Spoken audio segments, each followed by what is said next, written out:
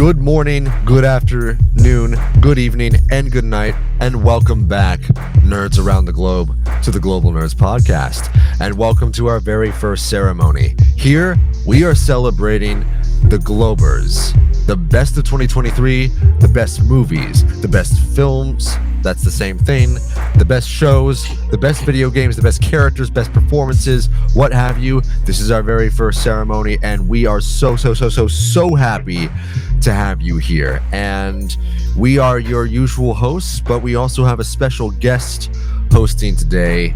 We recently invited Elon Musk onto the GLOBARS show, and he is here to announce the awards himself, but for shareholder reasons, he is choosing to remain off camera. So I'm just gonna go over here and make sure the mic is close enough to him. Ready when you are, Mr. Musk.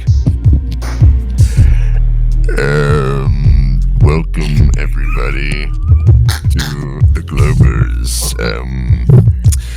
Global Nerds Podcast is a fantastic show. Yes. Here we are celebrating the best artistic works of 2023. Tesla's not on here, sorry. Here are the GLOBARS.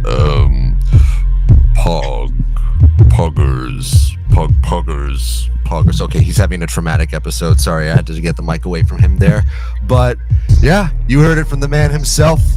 We are here with the GLOBARS, best of 2023, celebrating a challenging year, but a year that was a win for a lot of games and a lot of movies and a lot of shows. So, how are you guys feeling today?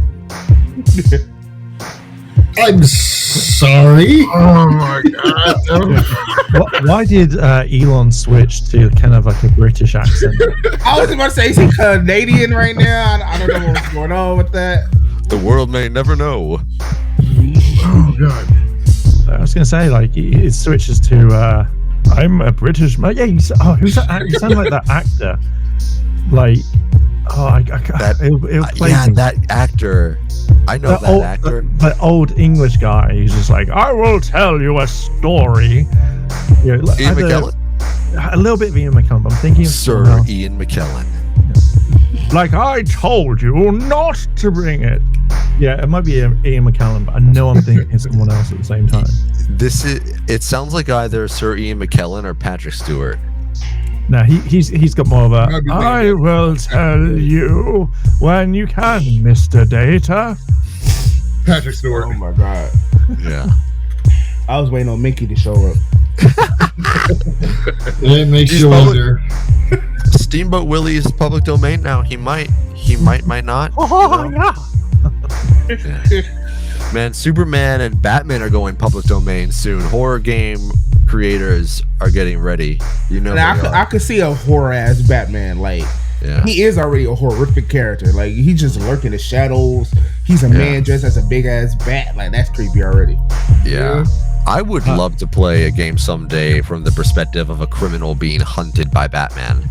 Oh, that'd be really cool, to be fair. They have that. Oh, yeah? The new Justice League killed the Suicide Squad killed the Justice League. Yeah. Pretty much is what that is with the Batman level, where you pretty much being hunted by Batman. Oh, Ben. Okay. Is that killed the Justice League or killed the Suicide kill the Squad? Justice League. I still need to play that. Aren't there times where if you look at different camera angles, like you just see Batman watching you on everything that you do?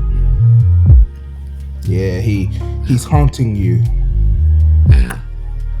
That actor, by the way, I think I was kind of thinking a bit of Charles Dance. Charles Dance. Oh yeah, Tywin Lannister himself. You will announce the GLOBARS. You will father children named Lannister. So, first of all, thank you guys again so much for tuning in to our first ever GLOBARS ceremony. Our categories for tonight we're going to expand them most likely as we go along with each year.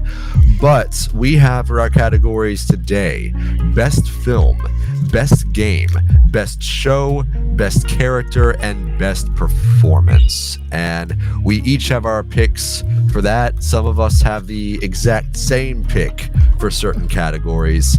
We're going to start off with First Film. How about you take it away, Darrell, our fearless leader himself? Man, why y'all gotta go to me? You have a favorite film of 2023? My favorite film of 2023. Dun dun dun. Award goes to.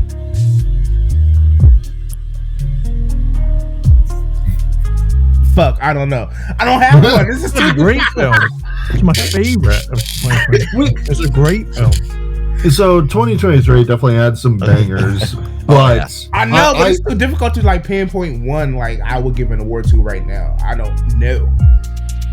I would have to say Godzilla -1 minus color. The reason I say that is the story premise is back to the 1954 film. Godzilla no give fucks about anyone. He will come to America, blast his breath, and boom, just wipe out an entire city with one blow. And the premise behind just how devastating he is, it's just mind-blowing. I can't choose one. I mean, in 2023, we had like Blue Beetle, we had that Exorcist movie, we had Oppenheimer, we had the Marvels, we had Guardians of the Galaxy 3, we had Heart of Stone. Right, it's just Talk to Me, Spider-Verse. Yes. Part 2. Yeah. Man, I guess I'll go with my pick. My pick for best film, I gotta go with Ty here. Godzilla -1.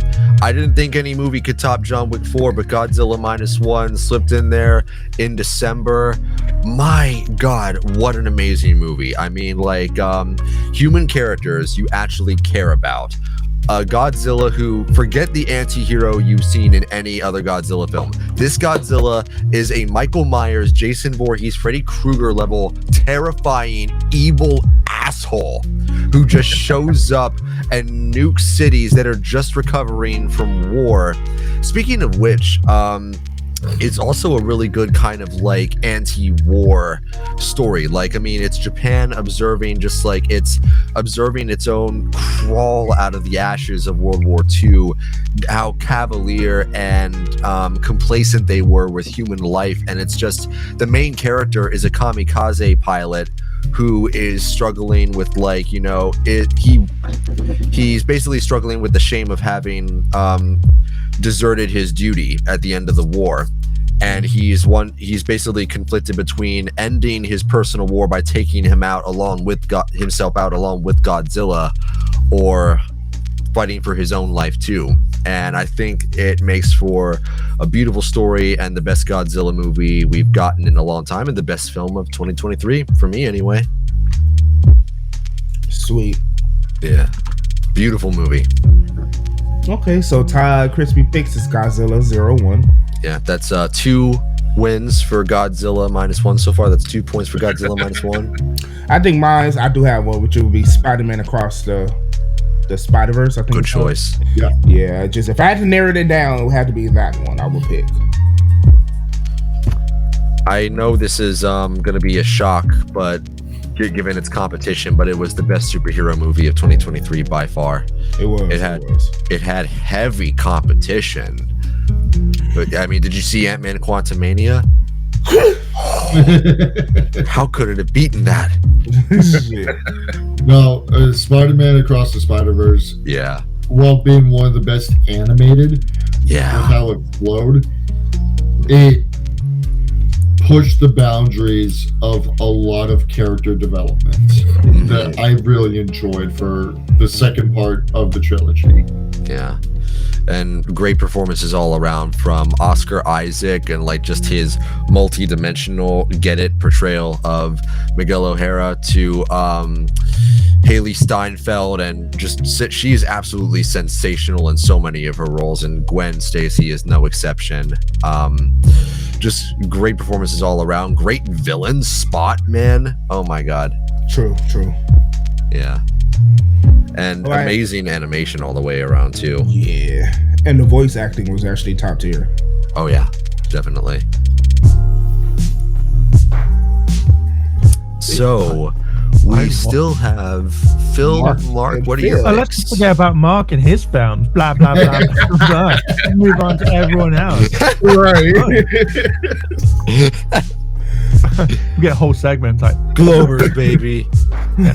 Well, I didn't actually watch any like major big films all the way through 2023 because. So I'm going to say Star Trek: First Contact because that's like the best film in the entire world, and nothing can really beat it. First Contact. Is that the one where they meet the Borg Queen? Yeah, for the very first time, and it's like, yeah, it's the best Star Trek film they've ever made. Even better than Wrath of Khan. Yeah. Okay. I might have to go and see it again then. First Contact. It's perfect. It brings up horror for. Yeah, it brings like an element of horror into it without being scary. I don't know, without gore and stuff like that, should I say. And it feels like it brings more depth to other characters and stuff like that. Yeah. I mean, to be fair, like if you're in the I think it's like a few days after in April, and it's like back in those days, like they could easily have taken over the entire world, but now they just decide, hey, let's just stay on the Enterprise and let's try and fuck shit over. But it's a fantastic Star Trek film. So far, what I'm hearing is we have the nominees is Star Trek, Spider-Man, Godzilla. Philip, what's your nominee so we can get this damn award? Godzilla, obviously. Godzilla. And that is 3 points for Godzilla. Right, so the award goes to Godzilla. Well deserved. -1, -color. Godzilla has won the Javier Trophy. Yeah, fucking earned that one. The Javier Trophy for Godzilla minus Javier. So let's see who. I'm just kind of sad that the film Maybe I Do didn't get the best 2023 rom-com out there whatsoever, and I feel kind of a bit saddened on that. We did have one really good comedy come out last year. I'll talk a bit about that when we get to my pick for best performance. But yeah, this as much garbage as we got in terms of cinema last year, we also got some gold, man. Like these last few years have been a dark age for Hollywood, but we've also gotten some golden age level films out of it. So it's sort of a half and half kind of thing. I'm just mad that a lizard just took the Javier Award from a little black kid who's a genius in high school, whose education is forefront. Y'all gave it to a damn lizard with the attitude problem. How do you know that Godzilla doesn't fit that bill either? Did you assume? What you say? He was angry because he flunked the test? Is that why maybe he's angry because he flunked the test? Yeah, and then he got mutated. So now he's swimming after boats trying to swallow them whole. Yes. And so nuking cities. A B on his test, so he became a bitch. Okay. He just he swore that one day he would out nuke the nuke from Oppenheimer, and he succeeded. Seriously, Oppenheimer's got nothing on that explosion. I don't care what anyone says. I haven't seen Oppenheimer yet, but really yeah. It's a really good one. It's very Nolan, very amazing technical achievements. Very he does not handle humanity well in his movies. It's so much of the dialogue, so much of the way people act. It's they're not characters; they're philosophical debaters. It's he does that a lot in his movies, and he probably goes the hardest with that in Oppenheimer. So if you can sit through that, then there's a lot to enjoy with that movie. How long is it? 3 hours. And I'll pass.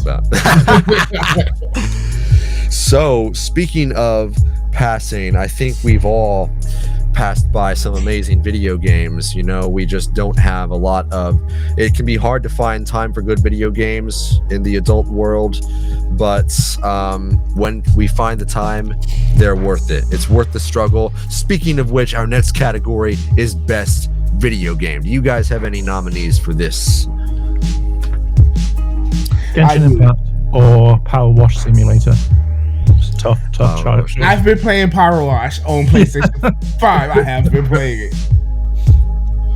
But no, my category I have 2 nominees to throw in the range, okay, for 2023. The first will have to be Marvel Midnight Suns. I have never been in a card battle type turn-based situation before. Like an XCOM's game, but with the Marvel characters. The story was given what it should have been given. It gave everything it should have gave. I was eating, okay? That.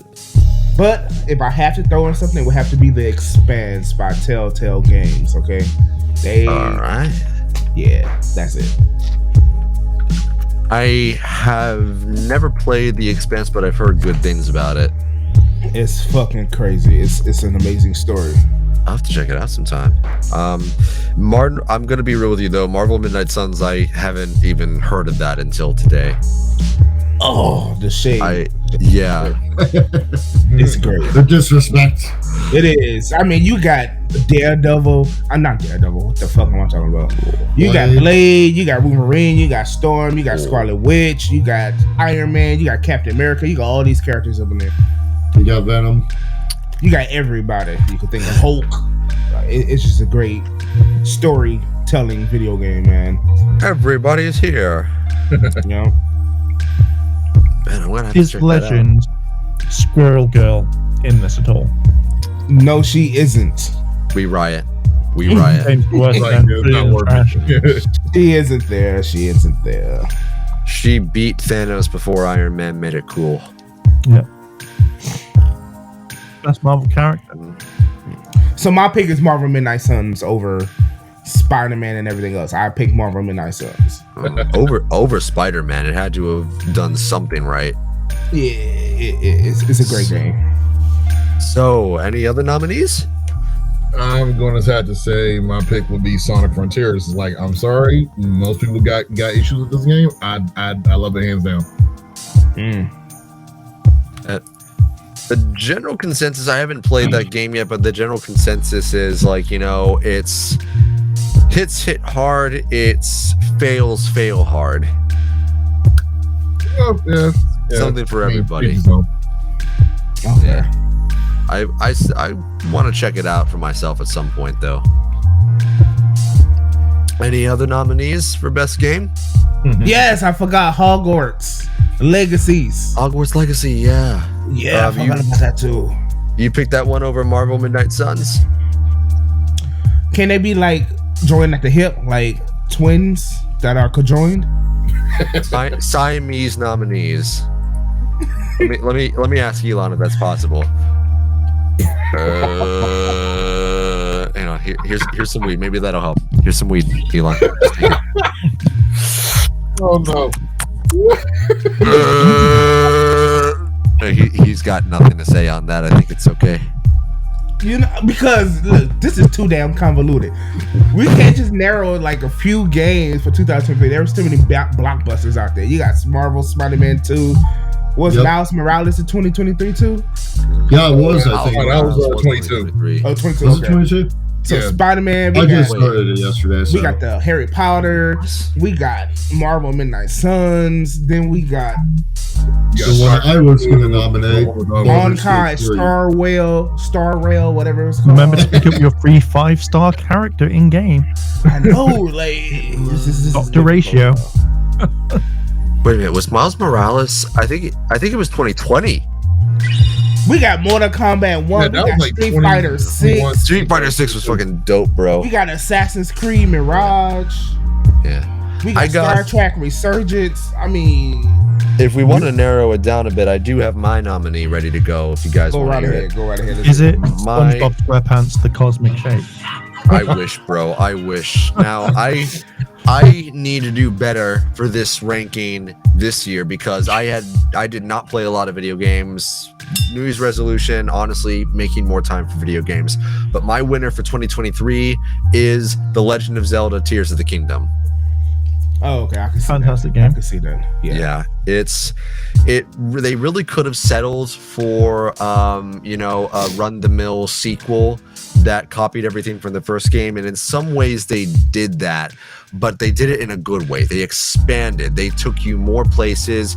The sky is every bit as big as the world you explore on the ground. They have the depths, where you go underground and you explore it for a while until you realize it's every bit as big as the massive fucking open world surface you get above ground. And on top of that, you've got so many things you can do, so many things you can make. It's a game of endless possibilities.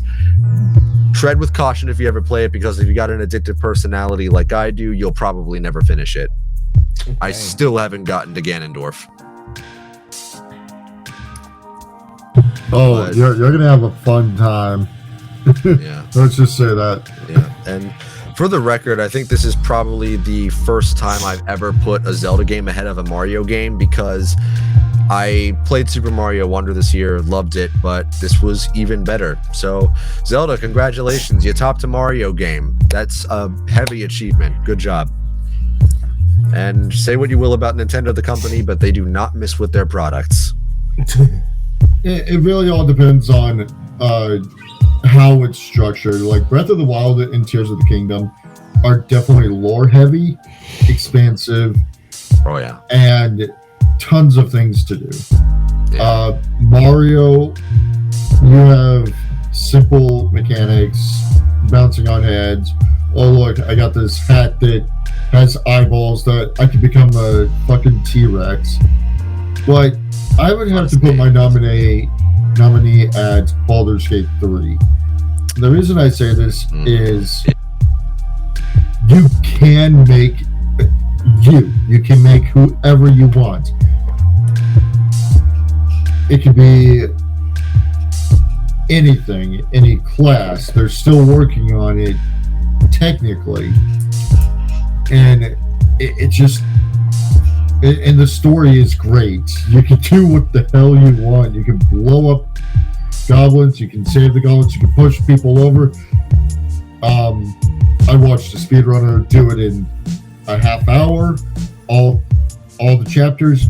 It's amazing what you can do in it. Yeah, everyone loves that damn game. But I'm surprised. I haven't heard y'all game that collectively y'all said was one of the best games. It's weird. Yeah, it's so hard playing finding time for video games now. It really is. But neither one of y'all mentioned Stray. That's what I'm weird. None of y'all mentioned that damn cat. I'll take Spider-Man 2 over Stray. Did Stray come out in 22 though? I have no idea. That's a good question. I got to be honest though, if I'd actually played more of Baldur's Gate 3, I played a little bit of it at a friend's house, but what I played was amazing. If I played the full game, it would probably be my nominee. What was I going to look up again? Oh yeah, Stray. It might have been 2022. Last time I remember it was 2022. It was 2022, yeah. Okay. So never mind. It was a really good game Kat, though. I'm sorry, Kat. You're out of here. I played more Stray. I got to be honest though, it wasn't even the best cat game that year. Bowser's Fury counts as a cat game. I can't disagree with that. You got the cat mission. Mario dresses as a cat, and I'm sorry, but Stray isn't half the game Bowser's Fury is. I do love Orion Strat though. Sad. Okay, so we got our nominees. Who would y'all give the Javier to? Genshin Impact. We got Tears of the Kingdom, Power Wash Simulator, Marvel Midnight Suns, Hogwarts Legacy, Sonic Frontiers, and Baldur's Gate 3. Tough. That is tough. Again, if I'd actually played more of Baldur's Gate 3, I'd probably be handing over my nomination to that game. I would have to say Baldur's Gate 3 just because of how expansive it is with its world and character creation. It really did things that I mean, Baldur's Gate 3 wins the Javier Award. Baldur's Gate 3 has won the Javier. And yeah, I think it earned that. It did things with a video game that have never been done before. You straight up it did the Spider-Verse effect. It had video game companies saying this raises the standard. We got to do what this game does. Right. Yeah. So I'm really excited for what this thing means for video games in the future. And the fact that it caused so much controversy that other video game companies were bitching and moaning about it. I forgot about that. So many of these companies have gotten so lazy and so complacent. You'd think they'd be motivated by this kind of quality. Yeah, like this can be done. This is possible. We're gonna find a way to match that. And so many companies instead are like, oh, now people are gonna expect more of us. Just for the record, don't expect this kind of quality in the future. Like, fuck off. And we'll go more into that when we hit the topics. Yeah, then why should you buy your video games if you're just going to admit that you're lazy on camera? I would much rather have a polished game than be like, oh, day one patch. Be like, no, fucking finish that. Why? With one game, I think we need a couple patches already in the multiplayer spectrum. not Power Wash Simulator. It's already a good game. It's already so satisfying. It's hard to top that. Until you have to clean that screw that's completely hidden that you can't see, and you spend hours. Yeah. It's better than Lawnmower Simulator anyway. Oh, I need to try that. I have a friend who he's been meaning to play Metal Gear Solid 3, one of the best games ever. Still hasn't gotten to it because he's addicted to Lawnmower Simulator. So speaking of crazy video games becoming shows, what's the best show would you have to nominate? There's our next category, guys. Best show. I can go Power Rangers Cosmic Fury. I can't even finish shit with that was like, okay, Cosmic Fury was good, but it was like finale for the whole franchise. Do you think it fit the bill? No. It's like I told Jordan this, I told you guys this. Cosmic Fury is like if you were getting executed for something you didn't even do that your boss did, and you got a really good last meal, but you didn't get steak, and you specifically asked for steak, and you just got really good sides. Oh, black people in the prison reform system.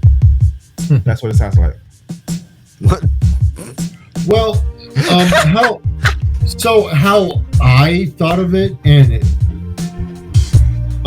it was good. I liked it. I really liked it actually. Just a lot better. Going through Ranger reviews with Carl and his group on Souther Audio, we just finished Alien Rangers, the 10-episode season. So that is so terrible. I'm sorry. I hate the Alien Rangers. I could defeat them my damn self. So when you think Cosmic Fury and Alien Rangers, I think of the exact same season rehashed. Like they blatant copies.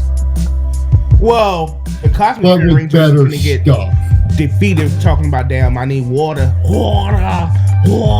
Every no. Correction. Purified specific water. And even they didn't do that correctly. Nah. Let's go to the swimming pool with chlorine in it. Nope, go to a fountain that's in the open area. Man-made.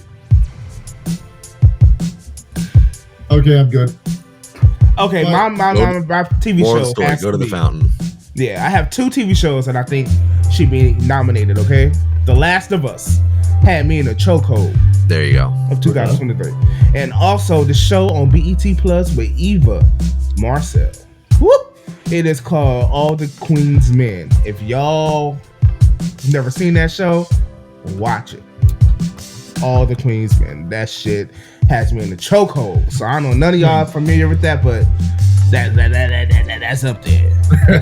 So I want to type those down real quick. What are those nominees again? All the Queen's Men and The Last of Us. Choice. Yeah, I haven't seen all had me in the Queens, chokehold. That shit had me in the choke. Let me pull up all the Queens. Just let me show you on the poster real quick. What that's at? Let me see. Yeah, I'm watching the trailer on IMDb. All the Queens, man. Yeah, boy. That show right there has me in the. I don't know if I can show the trailer because it's a lot of it's an adult show. I don't know if I can show that. Are we talking about porn talk? No, it's not porn. No, it's just very legit. adult. She's the owner of pretty much she's the owner of a nightclub, a male strip club, right? Nice. That's the front. She's actually the fucking queen pin. Like, it's bonkers. It's levels to this shit, okay? It's levels to it. Yeah, I don't know what to tell y'all. Just check it out. All the Queens Men on BET Plus. Yeah. Right. It's bonkers. Before I announce my nominee, I just want to give the contractual political talk that is thrown into every award ceremony. Shai's not here because he is currently running for president and he's winning, apparently. We're all fucked now. But with that being said, I think that reminds me so much of my own nominee for Best Show of 2023, and that is Scott Pilgrim Takes Off. Netflix. Have you guys seen it yet? I have not, but I've heard it was good. Scott Pilgrim versus the World is a lovely, lovely movie. I think this show is even better. They bring all of the cast back. Michael Cera, Mary Elizabeth Winstead, Anna Kendrick, who played... No, I'm thinking, why did I think Amber Heard for a second? Brie Larson, they brought her back. Chris Evans, and they all just absolutely crush it in their roles. Chris Evans as Lucas, especially. I freaking love him. And I love how instead of focusing on Scott, they basically take Scott out of the show, which I don't really have a problem with, honestly. They make Ramona the main character. They basically go into her past. They go into her story as she reconciles with the evil exes herself, and we discover she was kind of a shit person and she's got some mistakes to amend. And I feel like they do such a good job in making her an actual character rather than just a prize for Scott to pursue. Like, she didn't really feel like a character in the movie. Anyone who had that same problem, they more than amend that in the show. Great characters, great animation, great fights, hilarious as fuck. Best show of 2023 as far as I'm concerned. I love that. Nice. Yeah. At the very least, watch it for Lucas. He's fucking great. Oh, I am. Criminal Gains? Worse. Paparazzi. What, you don't know about the League of Evil Exes competing for Ramona's love? Yeah, but you know. Yeah, okay, I couldn't even tell. I couldn't even tell that was Brie Larson voicing. Oh God, what's her character's name again? You had to ask. In what show? Scott Pilgrim. Oh, Yeah, Ty here is a huge fan of hers. Ask her. She know who sang that song, right? Envy Adams. Right. Yeah, Envy. Yeah, she sang that song. I love that damn song. I think someone else sang the song, but I mean, like, no, she sang the song. She sang the song. Oh shit! Yeah, she sings. You never follow her on Instagram? She plays the guitar and everything. She was singing. Oh, she's so cute. My captain. Right. My captain. Yeah, no ass Larson does some pretty decent stuff. I know she did. Pause, you guys. Speaking of songs, this is the Global Awards. We have a musical guest. Are you guys ready for the musical guest? Let's do it. That's what you want to open with. Oh Lord. Oh, I thought you were bringing on Ron again. Y'all know who the musical guest is? With us. But yeah, they disappear into the characters too. Like so many Sorry. people go full method with the performances, man. I can imagine the art director just there and he's like, right, okay, Beyonce, let's do something completely different. Let's flood the entire area. Get you on top of a cop car and you can squat like you're about to shit one out. Let's get this on. Bring Darrell Darrell actually has a few nominees for Best Music Artist. Rihanna. Who else has got? Rihanna, and also we can't forget to mention Rihanna. Beyonce's another one. Also Beyonce. Why do I keep wanting to call Beyonce Rihanna for some reason. I don't know what's up with that. Just constantly Beyonce. But anyways, But ultimately, the winner, hard chosen winner by Darrell is Beyonce and Beyonce and she Beyonce was the again. musical guest. But she said we can only afford 13 seconds of her, so she had to leave. Yeah, that's really expensive. But yeah, I'm glad we got her on the show. Thank you, Beyonce. Thank It you was for a whole watching on the whopping- free scar. Thank you, Beyonce. So it was a whole whopping 50,000 global bucks For just have 30 seconds of her. seconds. She missed leg day, so she was squatting. It's all good. It's all good. We crowdfunded, guys. Thank you so much for the $50,000 Thanks, So Elon. anyways, for those few seconds. It's definitely a tough choice for best show. I do like how Scott Pilgrim went with the comic book aesthetic for its animation. Very well done. Last of Us, I would say, is probably one of the best video game adaptations. But Scott Pilgrim also takes that because it was a game, it was a movie, it was a book series, now animated Netflix series. So I'm gonna have to go with Scott Pilgrim on that one. Yeah, Sorry, baby. Rest of Us. But as much as you are going with a line of it's really good for the video game industry to get into movies and it's a good adaptation, you're gonna fuck it up with season 2. I hope they don't. I'm cautiously optimistic, but I mean, they're gonna throw. We were talking about this last week. They're gonna throw Pedro Pascal in the limelight because he's there. He brings in views. He's gonna die. Yeah. Abby's gonna go crazy. We're gonna have that weird iteration. I believe it's a main story quest for the second game with that self-insert crap, and then that ending was total crap. I mean, I think what really held The Last of Us 2 back as a video game was, it is meant to be a very uncomfortable revenge story, and the story itself has plenty of its moments. The fact is, it's all about Ellie's choices, and you do not get to share in that experience because you have to do all the things that she does. You have to shoot that dog. You have to go after what's her face. You just they take the choice away from you, and it makes you feel like you're being forced down this just unpleasant path that you didn't want to be a part of. Right. It's just an unpleasant feel, and if they can find a way around that in the show, I'm all for it. Because in some ways, the show was even better than the game. They improved it in so many different aspects, so they could probably find a good way to do it here. Abby, that's her name. Did we go through all the nominations for Best Show? No, not yet. No, we got The Last of Us. We got All the Queen's Men. We got... What the fuck did y'all talk about? I think, Ty, you picked Scott Pilgrim over Last of Us, right? Yeah. Okay, man. so Scott Pilgrim. Any more nominees? I'm gonna. Well, I had one, but I'm actually gonna throw two in there since we're doing multiples. So one's an anime and one's an animation.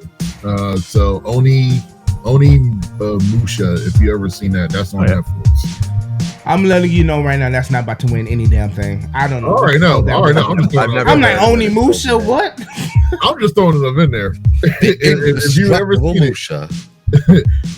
So that's like a period piece anime set in like feudal Japan. I'm not even going to go into the story because it's kind of like hard to describe it, but pretty much it's this hired help trying to basically stop some like criminal organization. Or is it as good as Spy Family? Oh Lord Jesus, is it as good as Spy? Oh Lord. I'm gonna say no because it's in its own separate category. It starts off slow and picks up towards the middle and the end, so it's not on Spy Family level. Okay. But that one, and then because I'm a Sonic fan, I'm gonna say Sonic Prime also. So Good. I've been watching that. Okay. Sonic Prime, Omi Usha, All the Queen's Men, Scott Pilgrim, The Last of Us. We got 5 nominees. Any more? Picard So far, Scott season Pilgrim is winning 3. with 2 points. It is. Picard season 3.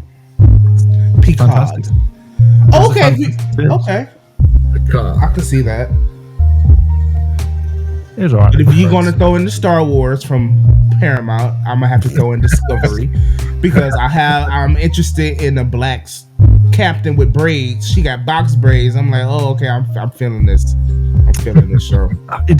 Discovery. See, to me, I and Michelle Yeoh in there in that gold. I'm sorry, it's winning. It's winning. See, Michelle Yeoh is a win. I have a bit of problem with Discovery. It's not the cast and crew. I don't really care about them. Like, they are actually much later on in, like, I think season 3, season 4. It's when they go to the how far have you watched it before I say anything? I watched the trailers. Okay, so you haven't started. You haven't watched Discovery. No. Okay, so without spoiling everything, I can. I mean, you can spoil it for me. I'm trying to wait so I can binge watch it. That's why I'm waiting for the series to end. Yeah, seriously. So my main irritable thing about when it comes to anything Star Trek related at the moment is that because we've gone so far with technology, it looks like the ship is meant to be something like from after like Voyager and stuff like that. It's like really heavily updated with technology, and considering this is meant to be before Captain Kirk and stuff like that, so the original series, it always irritates the shit out of me because it's more like we didn't have holographic communication. We didn't have this, and it's just like, keep towards what you have beforehand. Same things like with Enterprise. I can't stand it. But I think Discovery should have been set after Voyager, not before Kirk. But they do go into the future like later on, which is fine. Just Burnham is so, until later on in the series, she just gets really on your tits constantly. And I'm just like, oh, the character or the actress is fine. It's just the character was written, I think, a little bit badly. But she gets a lot better in like season 3. And it was a lot more there's a lot more watchable. Oh, okay. That's fair. Some tits at times. It's the consequence thing. It's like, I can do what I want. I have no consequences. You can't tell me what to do. And then I don't learn from my mistakes until much later. I'm like, Second half of Game of Thrones in a nutshell. Yeah.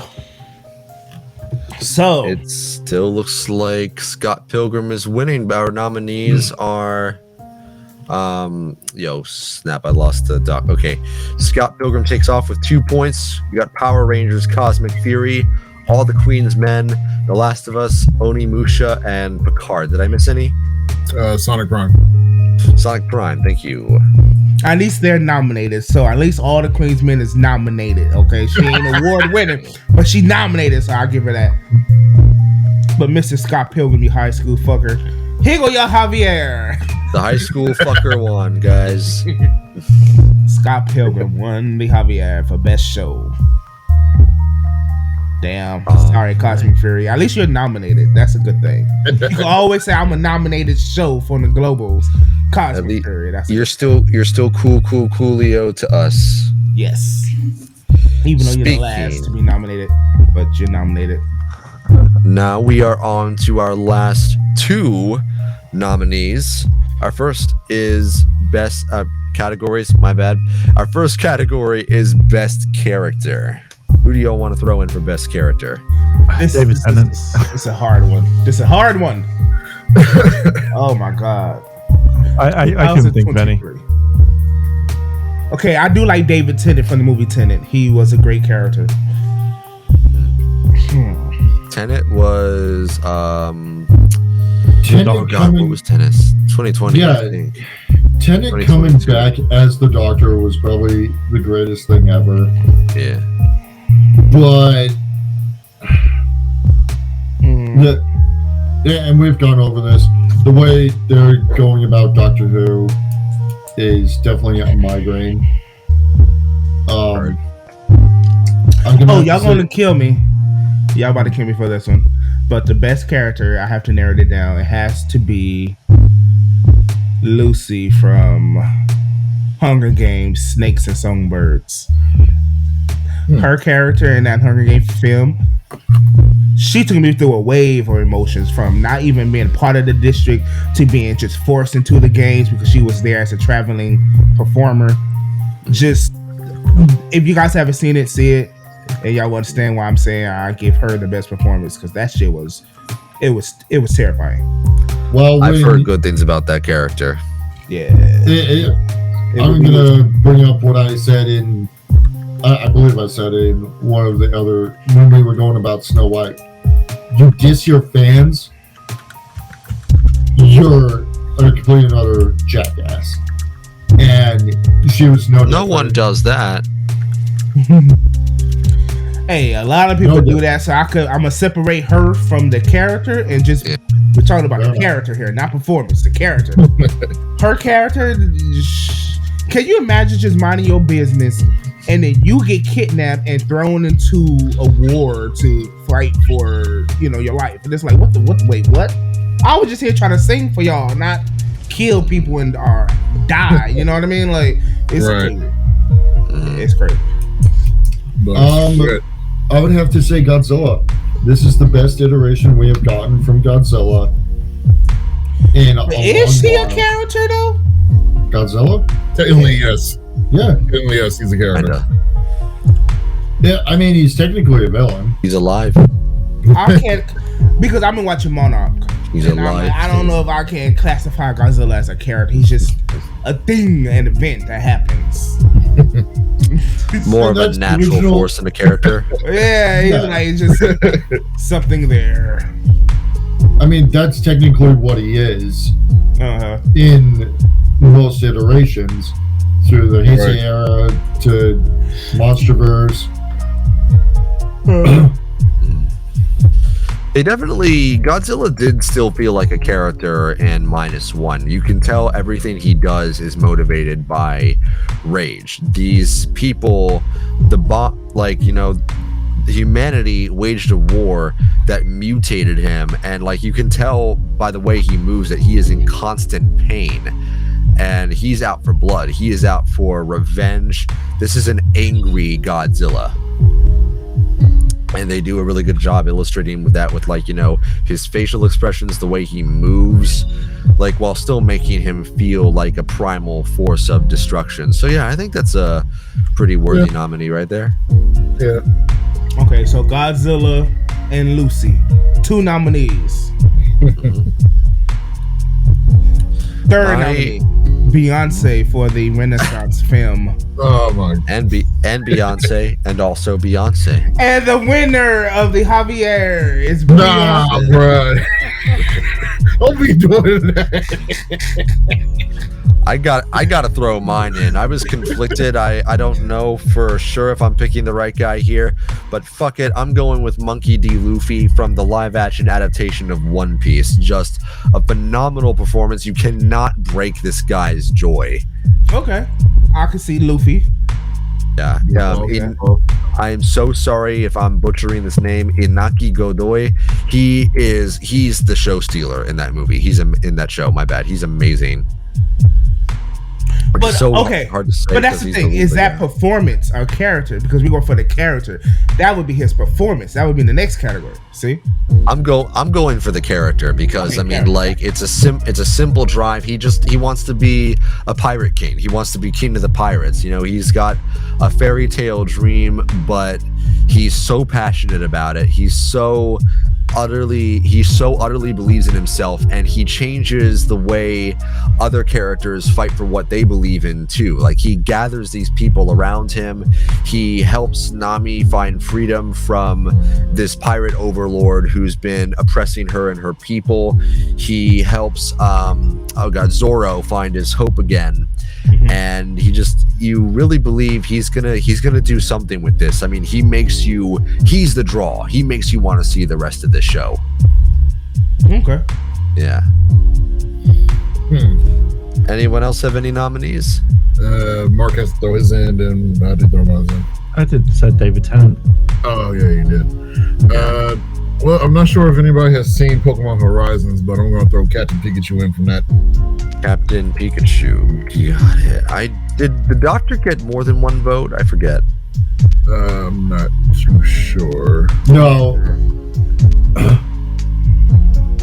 I mean, it was a lot of good characters for 2023, because if we're gonna do that, I have to throw in the mother from Evil Dead Rises. I don't know what her name would be, but just the mother. I know who you're talking about. Yeah. I didn't see the film. Right. I saw like the first 15 minutes of it, so it seemed pretty. Yeah, that character, boy, she did her damn thing. That character was bonkers. So I have to throw in the Evil Dead mother. she did her thing. It was a lot of characters that I would love to put in there, because we also got Amelia from Cosmic Fury. We had to throw her in there because I just love her character art from Bound of Fury to Cosmic Fury. It definitely felt fleshed out, and I think she was the pride child of Cosmic Fury, and none of the others got a little bit more development than her. Yeah, I like that. Then we got Margot Robbie and Barbie. It was cool. Margot fucking Robbie and Barbie. Oh yeah. Oh shit! I might have to change my nomination. I forgot about Ken. Throw him in there. Yeah, Ken. Oh god, now I'm thinking of a few other guys. I'm thinking of Nick Cage's Dracula from Renfield. Bowser. Oh yeah, Jack Black Bowser. Yeah, that was a great one too. Oh my god. And you, Crispy, we have to throw you in there for the narrator. Okay, you did the Morphin Master, man. Yeah, you got to throw you up in there. That was great. Matthew Lillard as thank you, man. Thank you. Freaking William Afton. Woo! Matthew Lillard. Yeah. Coming back as another villain. It was. Did you not watch FNAF? We got Shaggy as William Afton, bro. Yeah, you should have told me Chuck E. Cheese, the horror movie. Then I would have understood. Essentially. The fact that they had FNAF, what is that? Oh, Friday was it Friday Nights at Freddy's? Yeah, that. Yeah. Honestly, I would change my vote to Bowser, but I feel like Luffy earned this one. I feel like as far as main characters go, he was great. And y'all want to make another category for villains? Nah, that's a whole list. We're going already crazy with best character. Yeah, I'm sticking with Luffy for me. Okay, Luffy. I have to give it to, out of everyone that I mentioned, because there's still like a billion more people that I could throw in as a nominee. But narrowing it down, it still has to be the mother from Evil Dead Rises. I still need to see that movie, bro. I need to see that. It's just the stuff that she does. Like, she's sweet. She's happy, she's sad, she's possessed, but at the same time when she's possessed, you can still see her trying to fight, like, to protect her kids. Like, it's so much going on. I don't know how the hell this actress did that shit at the same time. Damn, okay. I would have been in the straitjacket till this day, like, just trying to figure out who the fuck I am for real. It was just great. I gotta watch Evil Dead Rises. She did her thing. That character, boy. Come on, just open the door. It's mother. I really am. And at the same time, you hear the voice change to like, don't open the door. Don't open the door. You know what I mean? Like, at the same time, like, it was a girl. She did her thing with that movie. I still need to see it, man. I still need to see it. It doesn't hold up to the originals. Sorry. I ain't saying the movie. I said her performance. That's a character. Well, that's what I'm meaning. It doesn't hold up to the originals with the cheesiness, the original trilogy. Yeah, this is more serious tone. I guess they took with it. Consequences. Yeah, it's not camp at all. So we're all undecided on this by the looks of it. We just break the award into several different pieces. You get a crumb, you get a crumb. Send it out to them. What the fuck? Like you get a head, you get a Oh, the Javier goes to Luffy, Evil Dead Rises, and Mama Queen Beyonce. We got how many characters do we end up with here? Let me check this. Let me do I think here. we did We 5. got Luffy, the Doctor, Lucy, Godzilla, Beyonce, Captain Pikachu, Amelia, Shaggy is William Afton, and the Mother. Okay, we have to break it down to one. We have to give one award. This is difficult. Okay, most fleshed out. I might be Sheldon willing to Cooper. change. I might be willing to throw my vote toward Godzilla or William Afton. He wasn't the most fleshed out. Okay. It would have to be Luffy because he has a series to flesh out that character. Yeah, and Right. he's just like terrific energy, terrific arc. Like just what he means to the other characters. He's just like this beacon of hope and light. He's like straight out of a fairy tale. I love him. Okay, so the Javier Global Award goes to One Piece on Netflix character Luffy. Monkey D. Luffy. No. What do you guys think? I'll go with it. Yeah, that seems fair. All right. Now, we are finally down to our last category of the evening, night, morning, afternoon, wherever you guys are. Best performance. What do you guys I think? have nothing in this one because I What? have no idea. Best performance is Eva Marcel and All the Queen's Men. Whatever the lady name is who plays the mother in Evil Dead Rising. Let me find out her name. Because we're not gonna keep playing in her face like this. We're not playing in this woman's face, y'all. She. Allison Sutherland. That is her name. Allison Sutherland. All right. Yes, Allison. Shoo, yeah. She did her. You know what? I'll take her over Zegler in Rachel Zegler. yeah. Well, anybody's better than her at this point. No, y'all not about to keep playing these people's faces. I She still was have good yet. in Hunger Games. When I'm telling you, she is good. I don't know her as a person. All I know is that I have yet to see a bad performance from her. Thank you. And she Yeah, did. and Just watch Hunger Games. If you got Jennifer Law, and I could care less about Hunger Games. and it's to be like honest. they neck and neck. They neck and neck. They did they damn thing with their movies. And neck and neck with Jennifer Lawrence. Yes, she did her damn Okay. thing. with their Okay. movies. High praise right there. And just the singing alone, the stuff that there's one thing where she sings because she sings live. I didn't know that. I didn't know she was a singer. But when she get called up during the ceremony to choose the Hunger Game combatants, and they call her name, and she's like, "The fuck? What am I?" You know what I mean? And she gets and she sings to the people, and just the heartbreaking is like, the girl did her thing, man. We're not gonna play Rachel's face like that.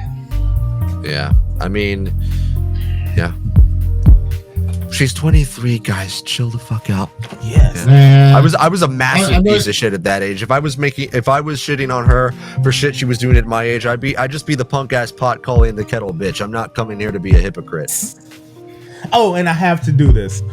Even though it came out at the end of 2023, I still gonna consider it a 2023 film. Fantasia Barrino Taylor as Ooh. Celie in Okay. Color Fucking Purple. This is her first big movie. you know She's what? getting nominated for Golden Globes and Oscars for a reason. You know You what? couldn't tell this was her Now, first now movie. that you mention it, yeah, I've watched her performance a little bit because I caught a glimpse of a few clips. No, Color Purple is probably one of the most quote unquote controversial, It is. but one of the best people of color films I've seen in a while. That's she not acted. stereotypical. It doesn't feel check markety, and it plays to the time correctly. If I remember correctly, it's Yeah. a timeless film. I'll give her props. Just breaking it down because there was a lot of performances that like the actors they came to act like they had rent due. You know what I mean? And just knowing that this is her first film and the nuances that she does with her face and everything and the emotion that she goes into, Fantasia, she got a career. She's up there with Viola Davis, Meryl Streep type level acting. I was sitting there looking like, what the fuck? Like, how did she get this? Like, and then again, we have what's her name? Who played Wonder Woman? That was her first movie, right? Big thing. Gal Gadot.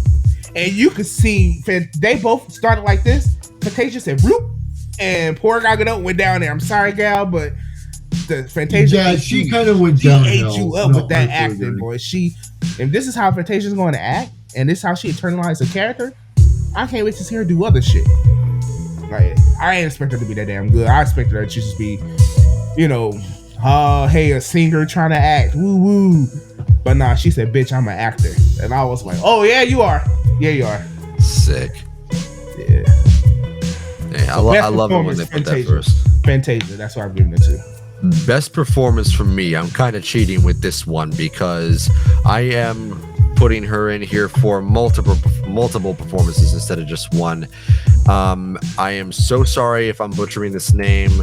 Ayo Edebiri. She was in The Bear.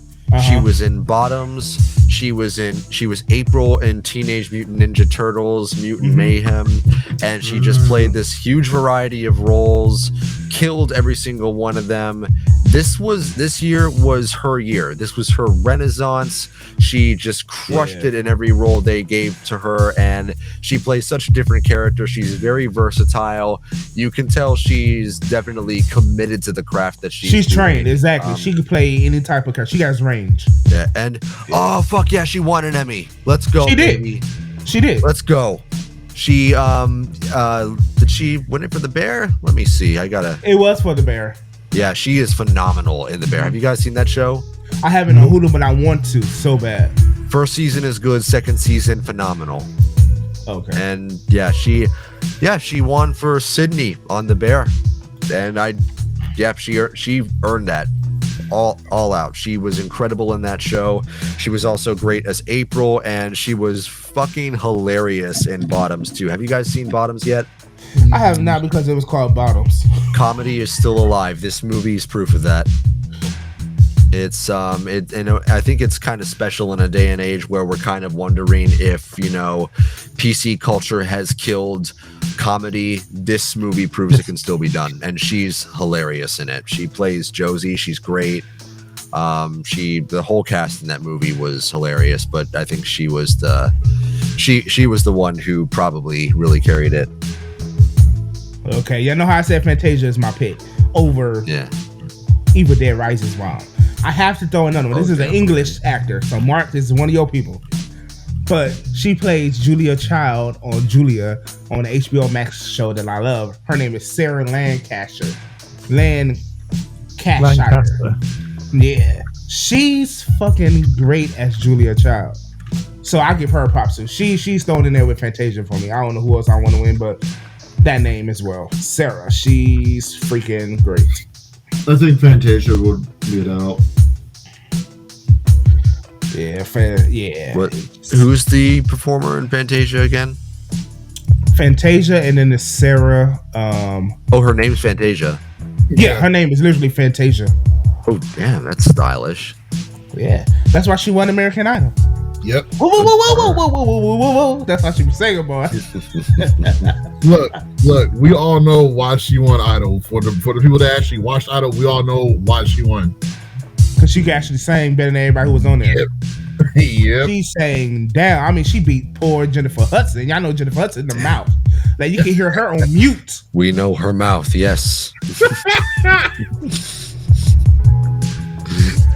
Yo, okay, I gotta hear her sing sometime then. What you never heard Fantasia sing? Where did she sing?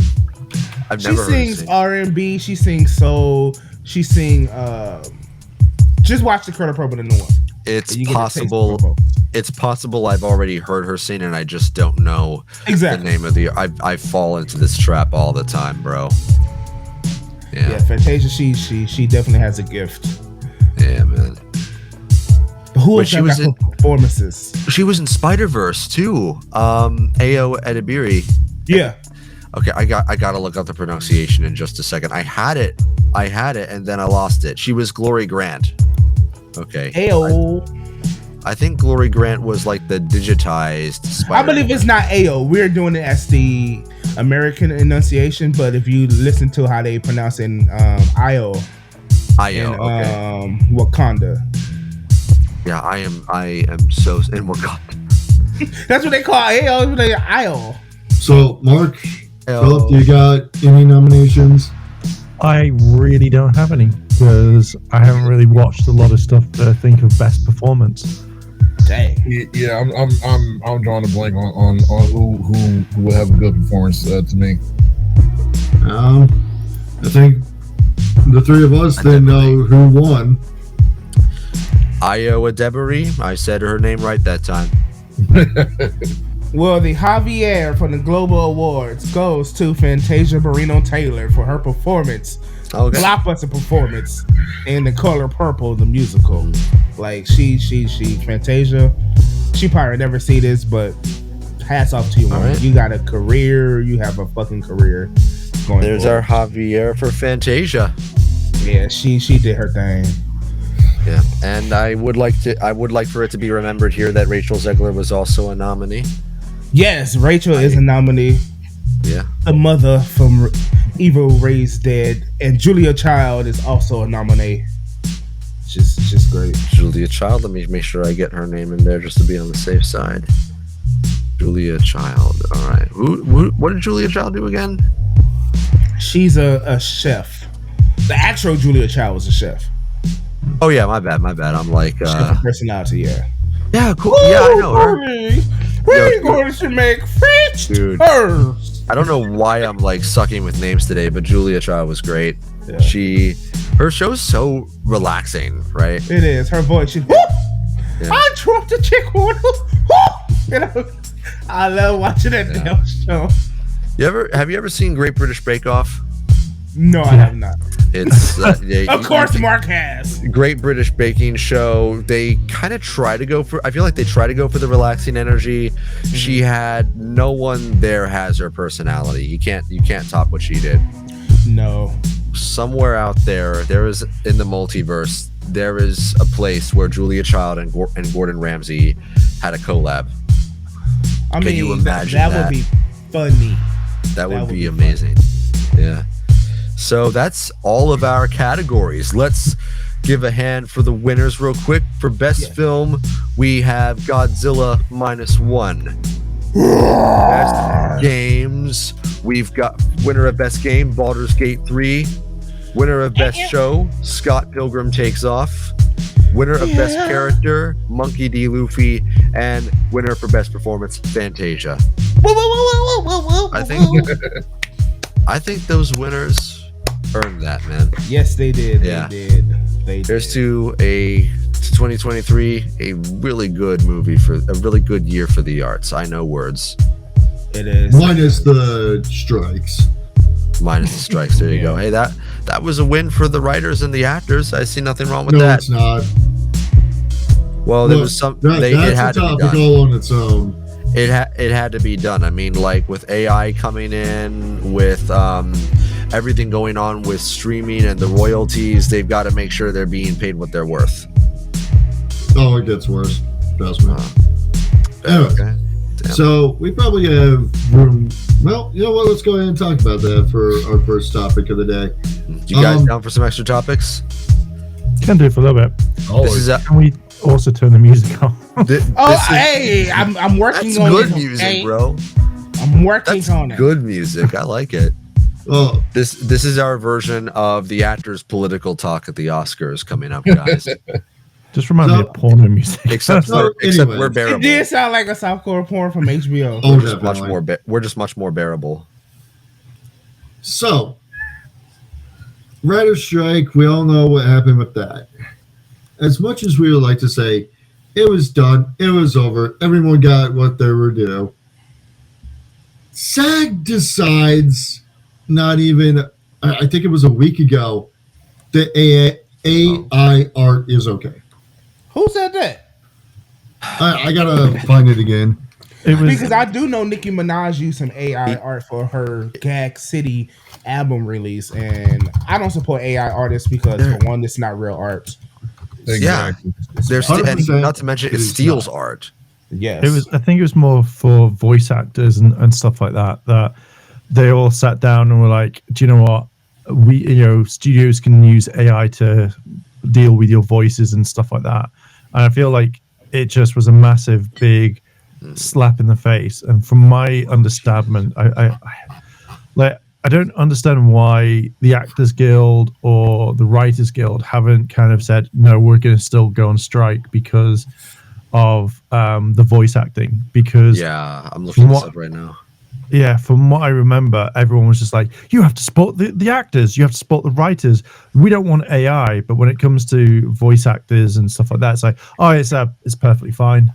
And I feel like now that the attention has gone on from like, oh, you can't scan and use my face constantly, I feel like everything's just gone, we got what we want, go fuck yourselves. For certain voice actors, I think this is kind of karmic, but most voice actors don't deserve this. They are nice people, they are decent people, and they bring a lot of value to their craft, and their union has just fucked them and made them obsolete. And as someone who's mainly done voice acting myself, this pisses me off reading this. Yeah, like I still feel that if they're going to go down, you can use AI. But like every single word, if you use my voice, I want $300 for it per word.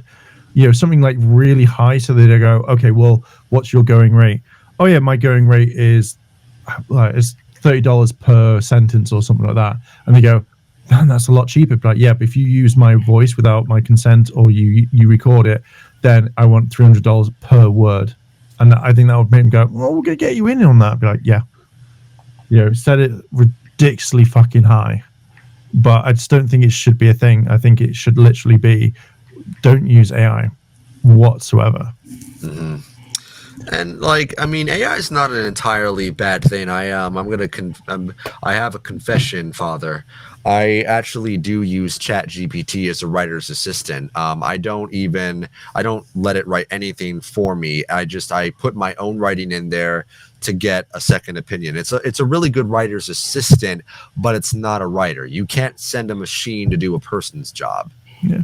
I've used AI so I use AI when it comes to video editing because that's actually in the program itself. And I know I've done a few videos where I've written a story and said here are the prompts, let me know. And I found them really, really funny, but it was more, I'm not releasing that as an article. I released it as videos. So in case everyone goes like, but you used it. Yeah, I used it for a few videos, but I haven't done it to the point where it's bad. But I feel like if it's coming for people's jobs, and I feel like if it's taking away, and I feel like that's like the worst thing you can do. And one of the memes out there was the whole Megamind Titan meme, where the guys more like under new management. Yeah. So basically, they were fighting against AI work, and they're just like, no, we're gonna have it. Nah. Yeah, I sometimes feel like they could do a lot more to kind of keep things safe. Like I know, is it the voice of Darth Vader? Can't remember his name. James Earl Jones. Yeah, James Earl Jones has actually signed his voice over because he was like, look, I don't have long left. I know that you're going to make more Star Wars things, so rather than replace Darth Vader's voice with someone else, that he's just gone, you can use my voice. And if he's done it correctly, he could turn around and go, right, well, I want the royalties and all that to go to my family. That's what I want. So until they get paid. Yeah. Again, I'm sorry, you first, Ben. That's it. I do feel, again, I feel sympathy for most of the voice actors. I think that I do think though we've had some despicable, arrogant motherfuckers entering the space that, the ones who talk down to their fans, just like they're trying to push these narrow-minded views onto people who just want to enjoy the craft of what they do with them. Like, I mean, those people I don't have much sympathy for. But again, most of these people do not deserve this. No, they don't. Yeah. And we know a lot of people that in the industry that want to become a part of this, and it's ridiculous. Yeah. The way that I kind of see it is, I feel like because the SAG-AFTRA and all that, these unions, because they've made deals with, if you're an actor, if you're a writer, that's absolutely fine and protected. But I feel like if there's no way for protecting voice actors, so why sign up for a union if they're not going to support you? Because could you imagine, you go in, no one tells you about AI, and then all of a sudden, you hear your voice in big projects and commercials and stuff. And you're like, well, where's my money? And they go, oh, sorry, you signed it. You're like, okay, well, I want my union to step in. Sorry, we've already established that you're okay on this. And I just feel like it's a shitty thing. It just shouldn't happen, and that's what I think really kind of irritates the shit out of me. Yeah. Do you think these unions, do you think the union members actually have a say, or do you think that the unions are just following the ambitions of their leaders? I don't think they have. I don't think they have a say, because effectively, from my understanding of unions, from what we have over here, is if I'm not happy with something, I then go and say, I am not happy with this, and then they look into it, and then they speak to someone. But I feel like, from what I've heard of the SAG actors and stuff, it's more, we want your money, we're not going to really help you that much, but we're going to throw up a stink and shut down Hollywood for a while until the big people get their stuff, and then that's royally around about it. That sounds about Hollywood. Yeah, I just feel like if you've said that you don't want AI to introduce or infiltrate, say, the writers and the actors, then it should be across the entire board. Go with the voice actors, because at the end of the day, if every single voice actor in Hollywood and no one wanted to do it and just went, we're done, you then shut down a large amount of Hollywood right there. And that's what kind of gets me. We're all trying to break into it, we're all trying to do it. Some have been successful, like you, Chris, you cheeky morphing master. But there might be more coming up with that.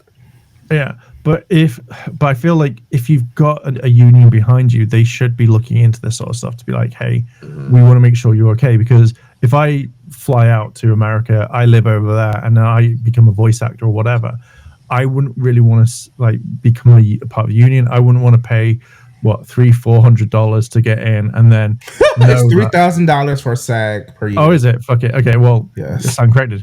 I wouldn't want to pay $3,000. Why do you think I'm poor?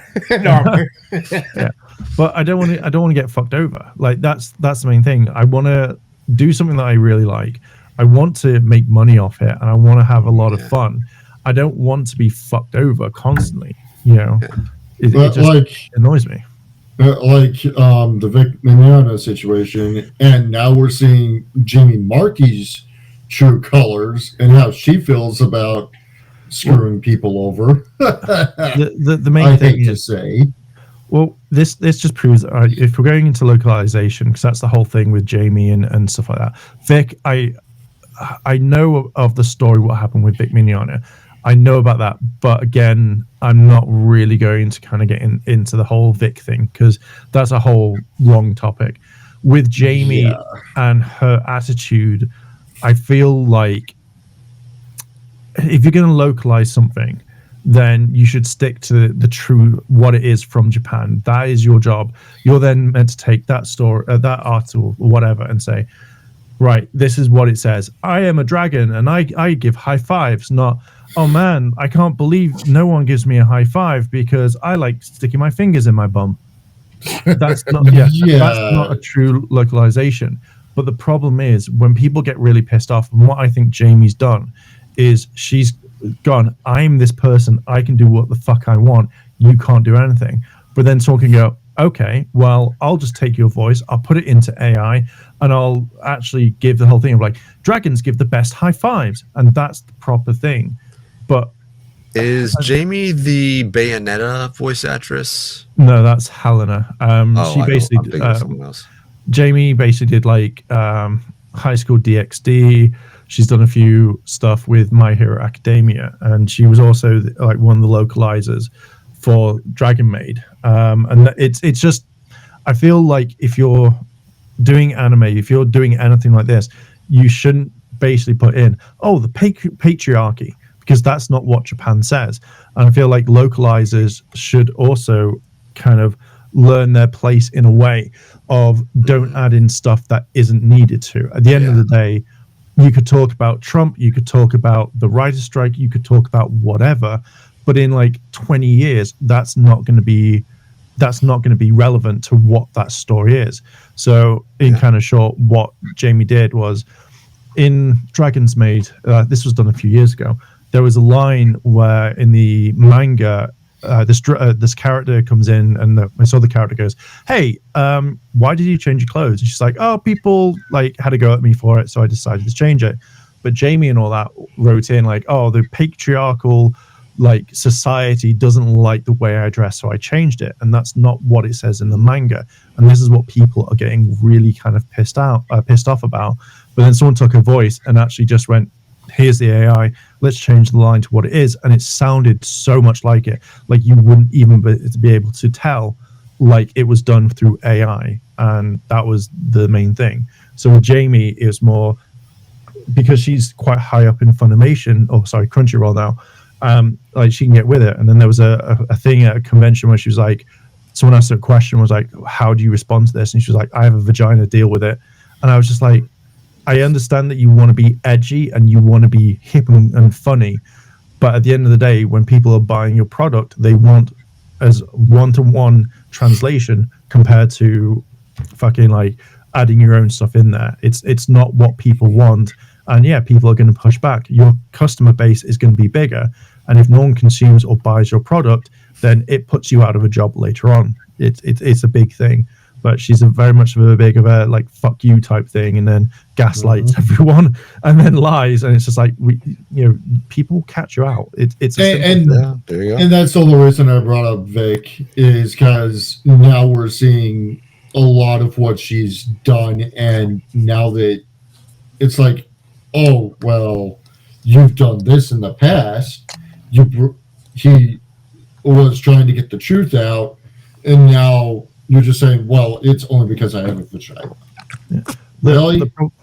The problem is from what I've been seeing, because this links into a few of the stuff in like what's happened with YouTube and stuff. As soon as you start kind of poking the bear, people that will then go, okay, well, let's go dive deeper into your past. You said that you didn't know. So with Jamie, she said, oh, I never had any, I never did this or I never did that or something like that. And then people were like, okay, but then later on she was like, yeah, I fucking changed that, ha ha ha ha. So then people are going to look into it and go, well, okay, well, you've lied 10 times, 20 times, 30 times. So you must be lying about Vic Mignogna. And it's just like, oh shit. And then it just kind of comes out, which then if Vic, and again, I don't know too much because it's been so long, if Vic did all that sort of stuff and it comes out, it then puts into question, are you lying to then protect your friend? Are you lying because you don't like him? Or are you lying because you think, fuck him and that's it? It's these sorts of things that people start debunking, and just therefore people later on can go, shit, yeah, she has been lying for all this time, or she's been telling the truth. Who knows? Again, it's a big thing coming up. Exactly. So it just, and at the end of the day, like I get you want to be edgy and cool and stuff like that, but it's just like, if people just call you out, just be like, shit, sorry guys, yeah, I did write that, I'll try not to do it ever again. Not kind of double down, triple down, quadruple down, because it doesn't work, and it just gets tiring after a while. 100%. And that kind of goes in with this whole Has-Been Hotel debacle. It's how edgy can you get? Episode 1 had just dropped, the Overture, I think it's called, on Amazon Prime specifically, and I will go into it why I think this is a little sketchy in it, even in itself. Vizzy Pop has been known to be, if I'm reading it correctly and remembering correctly, a pedophile, a art theft. Alleged. Hang on until we can confirm it's this. all alleged. Yeah, there we go. Don't want a lawsuit. Yeah, I was going to put alleged in the end because there's so many alleged things that she has done, and even to the voice actors themselves, just you screwed over so many, and the fact that and it goes back to wanting a contract too. What is her contract with Amazon in this A24 company? I mean, is she even allowed to drop this episode onto YouTube along with Amazon Prime? She did drop it for a limited time only, so maybe she came to some kind of arrangement. Yeah, but even in that limited time, she's going to probably get, what, 2K or 2 million K views? I think it depends on the contract, because at the end of the day, if she puts it on YouTube, it gains more interest. So when you then try and look for that sort of thing, like I didn't know where it was, so now I know it's on Amazon. I can go watch it, I can check it, I can then search YouTube. If it's gone, it's gone. But at the end of the day, it could just be a limited time. For 1 week, you can watch it on YouTube where everyone's going to watch it. But if you want to watch the rest of the series, you have to watch it on Amazon Prime. And if you're a follower, you'll go, oh yeah, I'll go watch it with ads or whatever. And I feel like that's the main thing, because look at like Power Rangers, all of that's now on YouTube. I would watch it there than say go on Netflix. I'd only be, if I'm on Netflix, I'll do it. But again, like they may just have a contract for it, like a limited time only. Yeah, that's why it was a little bit sketchy. But anyways, of course she's been accused of being a pedophile, a Satanist, whatever they call, like a literal Satan worshiper, along with not entirely a furry, but people who are into like bestiality and all that. I looked that up. She did deny the allegations. Was there any proof that she did it? That she's any of these things? I think there was 1 or 2 videos that deep dived into it, but most of them are 4 years old. A lot of stuff has been, kind of died down since then. But now with this first episode dropping, the whole Satanist aspect has popped up again, because when she portrays angels, they are complete and utter dicks, and that banner of a song though, and it's the All-Father. I'll just say, purposely cast out Satan because he just didn't give a shit. But then, angels have been assholes in other stories too. I don't see how this one's a particularly big offense there. Yeah, I was gonna say the same, because look at Bayonetta. Bayonetta. There's an anime called The Seven Deadly Sins or something, which is Seven Deadly Sins. Cast. Yeah, Not the hero one, but there's another one. Like there's the Deadly Sins or the Seven, whichever one. I always get confused.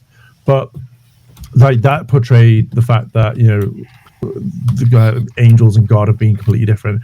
Look at that show with David Tennant in at the moment. It's portrayed completely different. So like Good Omens. Yeah.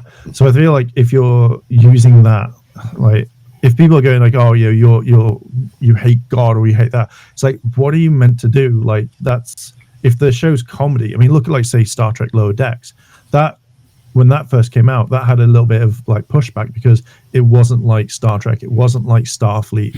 You wouldn't have the characters go do what they were, or you'd have like say Riker coming in being all heroic and stuff. He is a heroic character, but he wouldn't act like that way in the show, or loads of different things. But that's the sort of things like when you're portraying a comedy, you want it to be like, well, you know, I don't see demons turning around going, oh, we need to set up a hotel or something. I would imagine that all the angels are dicks, because that's how it would be. You know, they are righteous, they are that person, like, we're better than you demons. It's like, well, fuck you then. You know, you're not gonna be like, oh, that's true, like, you know, we should lay waste to these complete angels all the time. Yeah, which is the controversy. You would think, because it is Charlie, the Princess of Hell, she made a hotel to go, hey guys, if you truly want to get reformed and go to heaven, here's a place where you can do it. Okay, that's so and that's the entire pitch. Heaven's at least good in their eyes. The whole goal is to get to heaven. Yeah, I mean, it's I kind of, having seen the first episode last night, it was by the way, you know, like it's one of those shows that exists, I guess. I need more than an hour to establish myself on a show though, but yeah, like most Satanists don't literally worship Satan. They basically hold Satan up as the ultimate rebel. They are very much about individualism and free will, and they think Satan is the icon for that, but they don't literally worship the guy. I've heard a few things like that too. Yeah. So knowing that going into the show, it doesn't really surprise me. There are a few like yeah, I can kind of see it from an outsider's perspective anyway. I mean, I think for me personally as well is the way that I see the way that I've seen these characters interact, and they're meant to be funny. I would assume that the angels and all that would be dickheads, because that's exactly what the show's meant to be. I wouldn't imagine them being like, oh, the whole holy grail come down and then all the demons completely change. So it's a comedy to me. That's how I kind of see it. So, and don't get me wrong, when I watch it, I'm just like, okay, yeah, I want to see more of the hotel stuff. Oh, she went there to meet with these two angels. She was shot down. Just leave it at that. Okay, Alistair is a complete and utter dick. Fuck you, Ryu. Or Core. Sorry. I have to shout out him because he does a good Alistair voice, and he's a dick, and he's a good friend. But anyways, but I wanted to see more hotel stuff, and where she got the idea to make this hotel. I didn't need the angels to be dicks. Oh, there's a cleansing every freaking week in the demon world? I'm sorry, where did that come out? That came out of nowhere. That was never in the original opening. That was never in Hell of a Boss. That would be a major thing in Hell of a Boss. Yeah, but I mean, also you've got to kind of think that maybe things change as well. Like if you look at, say, I hate to say it, like the Bible and stuff like that, you know, their versions of demons can be completely different. But yeah, if you look at it in a spiritual sort of way, demons can be different that way. So you also have to look at how much research has she done, or the creator done, to go in and go, okay, well, we want to make this very similar to like demonology, or we want to do this, because you can have one demon that is completely praised that everybody loves, and then the same demon in someone else's eye is completely different. So I feel like maybe they've done research into it and gone, okay, yeah, this is what that person's exactly like, or they've just gone, fuck it, let's just make what we want. And, you know, you don't have to follow anything whatsoever. From what Viv has said on a couple tweets, and how she interacts towards fans and fan projects, it's my show. You don't tell me what to do with my show. Your stuff isn't canon. You need to take that shit down. Yeah, and that I think is kind of like shit when you're saying like, okay, I'm going to take your stuff down. I feel like you should say, okay, yeah, it's not canon, and just leave it at that. I feel like that works 10 times better than taking it down, because then it kind of just puts up like the whole George Lucas thing and Disney and Star Wars, when it's like, you can't have a fan project or make money from this, we're going to take it down. Same things like with Star Trek, they do exactly the same thing with Paramount. So I believe that you should be able to put your fan projects up. You should be able to do stuff. The creator just comes out and says, sorry, this is not canon whatsoever. And then that's it. You know, you've officially stated that. And I'm going to put J.K. Rowling into this little debacle too. She's come out and said, with the transgender community, you know, I don't entirely support it. They should be women. But guess what? I can't control people making fan projects. If you want to have it in your own little fan fiction, fine, go right ahead. But it's going to be non-canon to my world. That's a simple fact of that. Hogwarts Legacy. Make your own damn character. Make your own headcanon. Is it that hard? Yeah. I think when it comes to, I think the main difference is like, when obviously we've all been around the internet for years and stuff, I feel like sometimes when it comes to fandoms where they then take their thing and go, no, it's officially canon because it does this, or, you know, it works that. And then some people do have to step in and go, yeah, that's absolutely cool, but it's not canon.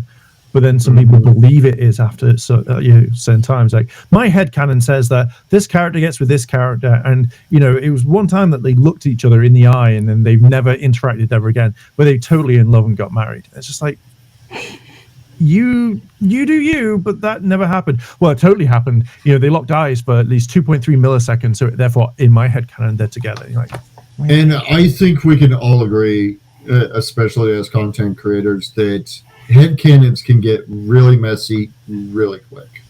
Yeah, it's because it's that person. They believe it, and that's that's their prerogative, and that's fine if they want to do it. But just don't be a dick about it. You know, I've proven this wrong. There you go. And it's like, oh, okay. Don't stop believing. Oh, and I think that's all this is.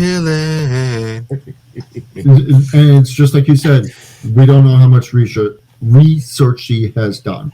Yeah, I can speak. It's impossible. It just depends. Like, you know, if you want to write a light novel on whatever, or you want to write an anime, then yeah, do your research. You know, I bought this light novel or this manga that goes around this, and then you go, okay, now I know how you do it. You have to do research to make it like decent. You know, just don't go willy-nilly into it and go, oh, fuck this shit.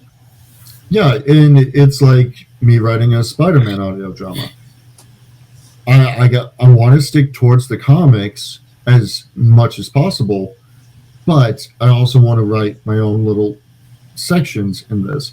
Well, this fan fiction has gotten out of hand. I mean, look at what Sony's doing with Madam Web. That's fan. Oh God! Nobody want to watch that. Oh Lord, that due to those costumes before it even came out. I always think that when it comes to companies that take their own properties and kind of spin it off, it's like, actually look at how these are. Like, look back at a story. At the end of the day, just if you're going to write a Spider-Man film, have Spider-Man at least turn up in it. Even if you've not got Tom Holland, get someone that is pretty much the same build. Like all the people that did the stunt stuff, get them back and be like, cool, get Tom in an ADR box, or Peter, or not Peter, sorry, Andrew, or Toby, or whatever, and then just get them to voice over it. So at least then people want to see it. But you know, that's their prerogative. So you know, don't fuck it up. How hard is it to fuck it up?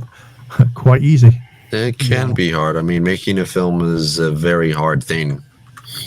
Understand. But yeah, can y'all watching tell that Phil, Darrell, and I know like nothing about Has Been Hotel? Or I'm quiet this entire time. I don't know too much about it, but when it comes into the process of like researching stuff, it's simple. But yeah, I don't know too much about it. It's okay. Fair. I'll be the seat filler. It's fine. I've watched I think Tipster has covered the shenanigans. No, Yeah, we're gonna go there. no, I don't. To be fair, because I don't trust what Tipster says. I don't. This is old content Tipster, mind you. We're going to separate new Tipster from old Tipster here. Well, I don't know where he's changed because ever since he said he was leaving the commentary community, this is true. His actions online. Tipster. Hang on a sec. Basically, in short, he's a commentary YouTuber that he used to be, and then decided to leave it, but then stays in it. But because he all got big-headed, in my eyes, he got very big-headed. He covered a lot of like the Susie Lou drama back in the day, and he was actually quite decent. But just quite recently, he's just turned into a whole thing of like, he will try and get one up on people. You know, he's very much in the trans community, which is absolutely fine. But you know, the second like something big happens, there was something big in America that happened, and he tweeted out something like, "Well, at least they'll leave the trans community alone." And it's just like, why are you making it about that? That has nothing to do with it. And I can't stand his content. Like, I just don't like people trying to get clicks off of, you know, just making a big deal about people just trying to live their lives and mind their own business and not trying to hurt anybody else. That's bullshit, man. Yeah, I think, just to me personally, it's like, I feel like if you change your morals and your moral compass just to get with people, because that's what a lot of people online are saying about him, is that, you know, he has this thing called the goth mummies and stuff like that, so he goes after that. But it feels like every single person, every single attractive female, you know, either be female, trans, or whatever, he instantly tries to slide into their DMs and be like, "Oh, it's just a joke. I'm just joking. I didn't really mean to show you my dick." He hasn't done that. I'm going to say that he has not shown his dick to someone. But that's allegedly he has. Actually, well, I haven't seen that sort of thing like pop up online. But I'm just saying allegedly, and as far as I know, he hasn't. But it's that sort of thing where you're just trying to slide into someone's DMs and it's like, "Oh man, you can talk to me, but I want to hit on you." It's like, okay, cool, really awesome.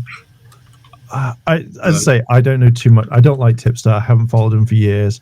And I just really can't be arsed with him. That's fair. But on that bombshell, I got yes, we covered a lot of what the other things were. No, I was gonna say, my phone just vibrated. I thought, shit, he's messaging me going, "I fucking hate you guys." Yeah, I can sense it. I just hope that no one tries to pay an artist $50,000 for commission of Charlie. You know, that would be awful. Good for the artist. Good for the artist. I guess we could. This could be a quickie. How do you guys feel about not owning your digital games? Bullshit. Fuck that. Fuck Bullshit. that. That's all I do is You buy buy digital games because it's just so convenient to download and just come on and play it. But the fact that I don't own it, it's fine.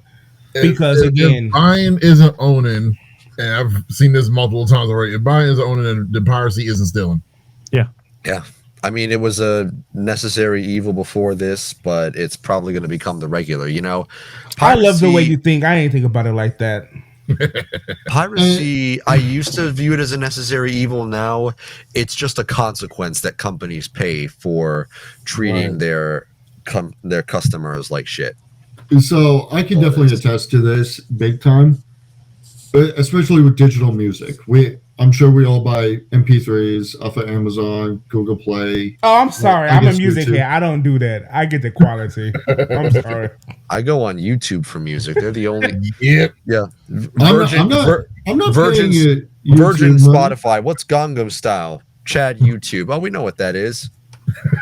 Hey, I like it. Spotify, man. Yeah, Spotify's. Thanks for hosting us, Spotify. We love you, JK. Anyways. So, Apple Music, I bought from there before. Back in my teenage days, before I knew about piracy and all this, I would buy, the gift cards. I would want to get gift cards for Christmas. It'd be easy. Well, I decided to get my own account because I had to share it with my mother and my sister, and they got iPhones. So, we all know iPhones. You put in your number, you have all your stuff. I have an Android, so I didn't go along with that. And when they switched over,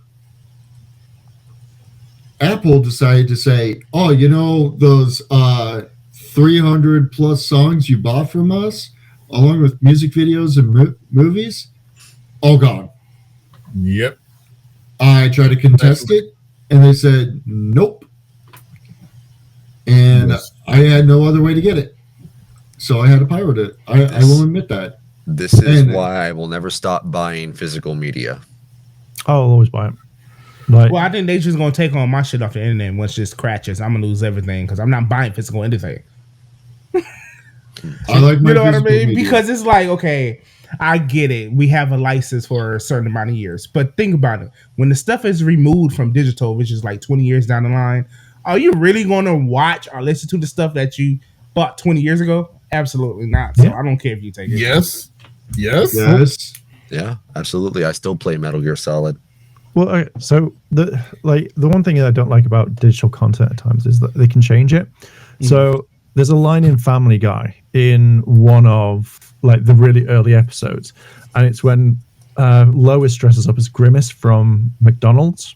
Oh yeah. And yeah, and in this one, like she goes like, "Oh, I'm gonna come steal your hamburgers or whatever." Yeah. And then Peter goes, "No, Lois, it's actually that's the hamburger. Your Grimace, the thing, Ronald McDonald's our friend. our friend." But then when you watch the digital versions, they update it. It was like, "No, Lois, that's Ronald McDonald's something stunted friend instead." So they completely changed it. So they took that line. But at the end of the day, also, if they do take it, like I love Star Trek. So if Netflix suddenly turns around tomorrow and goes, "Yeah, we're dropping this," and I can't watch it anywhere, I'm going to cancel like Netflix. I'm going to cancel these things because these are big shows that I want to watch that, I have been watching like 20 years later, 30 years later. With The Flash as well, like I went out and bought every single one after downloading and watching it from the States. I went and bought the physical copies because I really want to keep watching this at a later date. But then, if they suddenly disappear, it's like, I don't want to spend a lot of money buying physical media much later on down the line. So I'd rather keep it and be like, okay, I'm supporting what I love. I'm not going to buy everything, but I'm going to buy what I can. I'll download and pirate anime or movies or things, but not movies, but TV shows. But then I will go and buy that if I like it. I'm not wasting my money these days on shit. I can't return this because it's been opened. Blech. So yeah. And I fully agree, especially with Power Rangers. Look what happened with Netflix. We have all these seasons on Netflix, and they decided, "Oh, yeah, I'm pulling it." That We was still got them on Hasbro. YouTube. Yeah, they're that was on YouTube. Hasbro. And they're on Pluto TV and Roku TV as well. So you have ways to watch the seasons. But yeah, Hasbro. Yeah. And I've when been you telling pop- y'all it was dead, man. Yeah. Y'all didn't believe me, man. Yeah. I think when you pause it on Roku TV, you can at least enjoy Roku City while you wait. Right. Oh, jeez. but Roku first City's in a the UK goddamn work of art, bro. I mean, in the UK, we don't necessarily have all of that. So I don't You mind. don't it have being on- Pluto TV? I have no idea. Or if we do, we don't have the American servers. But Oh. I don't mind buying stuff if I like it, and I don't mind like watching it. If YouTube disappears tomorrow, or the Roku servers just disappear, what are you going to watch? Or when the internet goes I would down. die if YouTube disappeared. That's how I Oh, same watch here. 90% of my stuff. I just Oh, go yeah. to YouTube. But again, it's one of these things of if all these services go down tomorrow, how are you going to watch these things?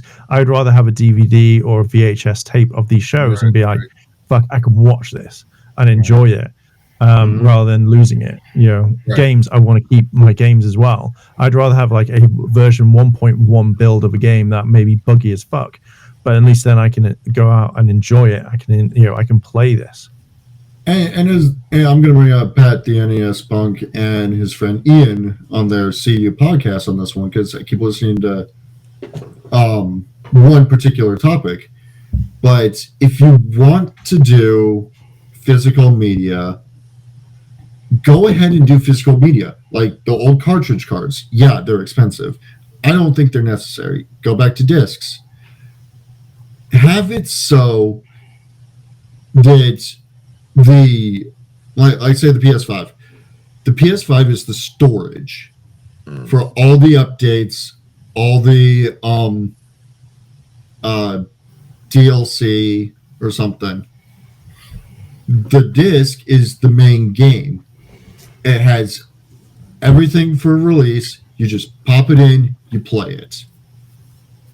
Well, that's usually how it is with like physical. I mean, but physical media is dying out. Look at Best Buy. The stores, they have removed all their physical media of Blu-rays. Like, no one buys Blu-rays. Walmart's on the list as well. Yeah. I think Target said they were doing it as well. Yeah, because no one's buying physical media. I mean, just the convenience of just the Marvels when it came out. And I was like, oh, it's on Apple TV. Click purchase, and boom, I have it. Instead of, oh, let's go waste my gas, drive to a store. Hopefully they have it. Fight some little kid who grabs it, slap him inside the head like, no, that's my copy. This is the last one. You know what I mean? Avoid all that. I mean, it's a double-edged sword when it comes to physical media versus digital media, because there are people that like my one friend. He is a like diehard physical media person when it comes to like anything, DVDs, music, games, stuff like that. Like he will go out his way to go to a store that's like an hour away just to get a physical copy of something that just came out, versus he could easily download it online. And right. and I get the convenience of physically owning something and having it for the rest of your life versus digitally owning something and having it on a digital server, which will now, because companies are starting to be like, okay, fuck y'all license to buy our shit, we're going to take it all away. So I get the convenience now of having physical stuff, which I've always had physical stuff, but now because companies are doing what they're doing, hell, I'm going to have to switch back to physical stuff just to keep what I already have on my digital stuff. If I see a particularly good movie in theaters, which, by the way, that's a really good way to support physical media, is going out to the theaters and seeing movies. Wonderful experience. If it does well enough, I buy it. If I think it's good enough, I buy it on Blu-ray. I'm still waiting for Godzilla -1 to come out so I can get it on Blu-ray. Physical media supports the people who make this stuff a lot more than just streaming it with the companies. You want you want to support the creators or the executives. That's the choice. Right. Yeah. Right. Go to the theater. Yeah. I mean, this anime here, Shirobako, which is about some high school girls getting into voice acting and stuff like that. There is no way of watching it online streaming wise. Like there, Crunchyroll, nothing. Couldn't even find torrents to download it or whatever. And that popped up on a UK website, and I was like, buy it straight away, because I wanted to help support it, but I want to keep it because I actually want to watch it. And there's no way of actually physically watching it. And I was just like, okay, so that I don't mind buying as long as it's there. But again, if they decide to pull it from the servers, there's nothing. I'd rather go watch something as like Chris said, go watch it at a cinema, because then it's like, right, I know that's coming out in say 6 months time. And then I can buy it then and keep it forever and be like, cool, I can watch this at any point. If the internet goes down, boom, pop it in, cheekily watch it. And I feel like I get digital, physical. It's something like a collector's item. Like my sister, brother, they bought me the Sailor Moon collector thing. So I have that on Blu-ray. I have Dark Angel on DVD. Y'all remember that old show from James Cameron with Jessica Alba, Dark Angel? Yeah, I have that. Some stuff you can't watch digitally, so I get it physically. So that's just where I'm at with it. I have 7 totes full of random movies and a series. You see, that's crazy. So, Ty, when we hang out and we want to go somewhere, I'm going to say, drag your 7 totes, and I'm going to have 4 billion movies on my phone. Who carrying light? See, I think for ease, I do like digital media to some degree. I just feel like if you buy it, you should own it. So over here in the UK, I don't think they do it anymore. But there's the company called Sky, which does all our TV and stuff. If you rented or bought the digital version of the say the Marvels, you would then get a copy of the DVD or Blu-ray over, sent to you in the post. And I feel like that's pretty decent, because then at least you go, I have both. I can watch it digitally and I've got it physically. But I feel like you should own it. So when it comes to video games and shit like that, yeah. There you go. 100%. I think. Oh, you get off right now? Yeah. I thought you were wanting to come in. But yeah, no, I feel like, if you're going to sell a game digitally, I generally think it shouldn't be full price as a physical media. I feel like it should be, it's $60 in the store, you're buying it digitally, $30. And I think it should be at least half. Yeah. I mean, that's why I don't buy every Blu-ray. I mean, because if you try to buy them all, it's probably not the most practical thing to do. We were just talking about whether you should buy all Blu-rays or just save your money for the special ones. I say save your money for the special ones. Technically, you should buy the Blu-ray versions, because they have the Blu-ray digital copy, like Mark was saying. And I've been getting nothing but those for. If I buy physical, it's only, like you said, the special editions, like the 4K Ultra HD special or something. About that. Right. Those are the ones I buy.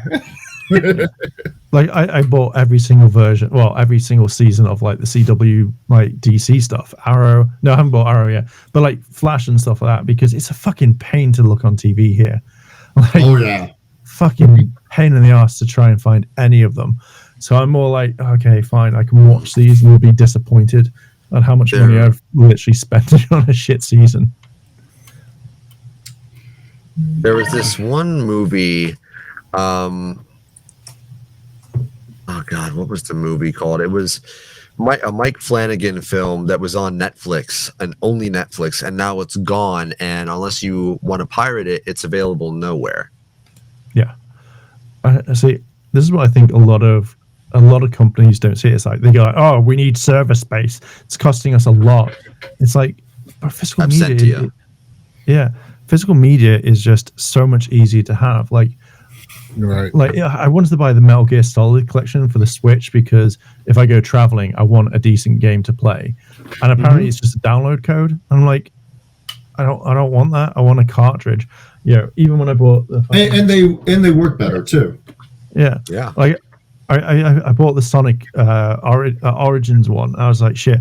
But the only downloadable content was here's Amy and stuff. And I was just oh man, if that goes off the server, I can never play as Amy ever again. Fuck. But yeah, I would rather have a proper stuff in my hand. I feel like I've spent my money wisely and gone, man, that's really cool. Well, that crazy digital bombshell. Physical media is the answer, guys. That's the moral of the story. Yeah. I say 50-50 on it. Yeah. If people are annoyed at it, just produce less.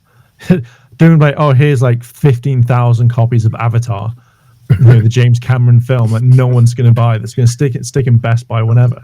Just be hey, we sold out of 1,000 copies of Avatar by James Cameron. We need more. Cool, here's some more.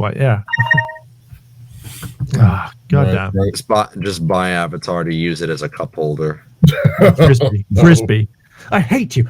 No, that's the ultimate I hate you gift. Guys, here's I got you for your birthday. I don't like Avatar. You got me this last year. You need another copy of Avatar by James Cameron, because that's what you need.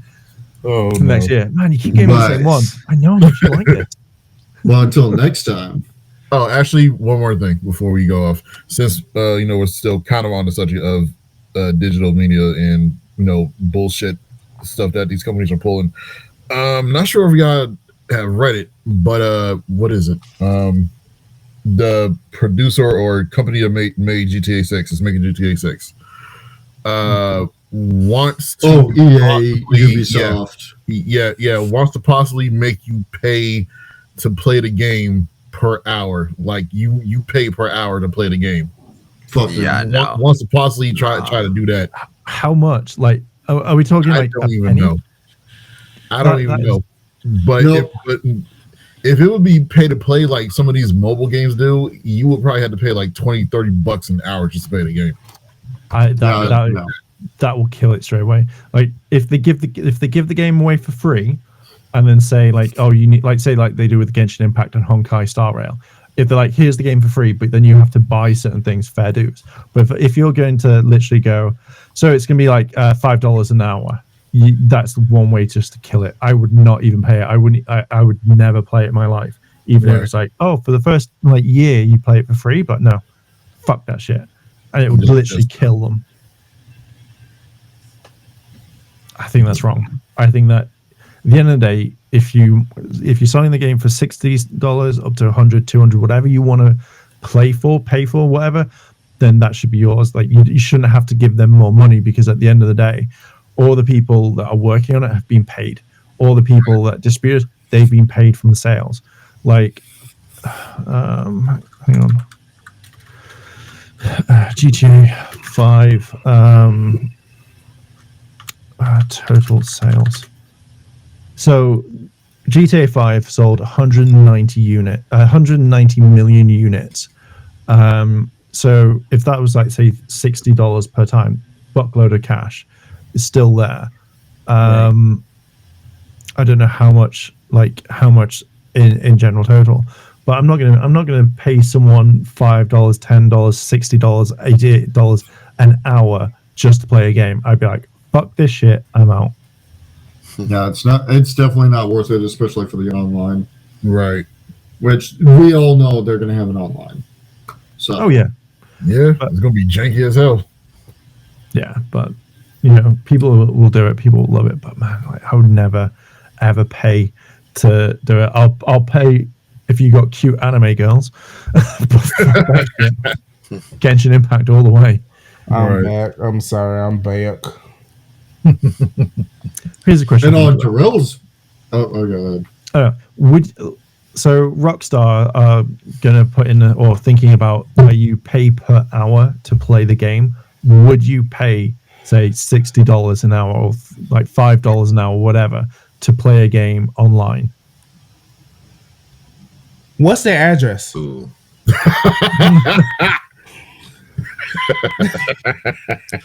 Didn't they do that with? They did that with. I WoW wish they a lot of would. time.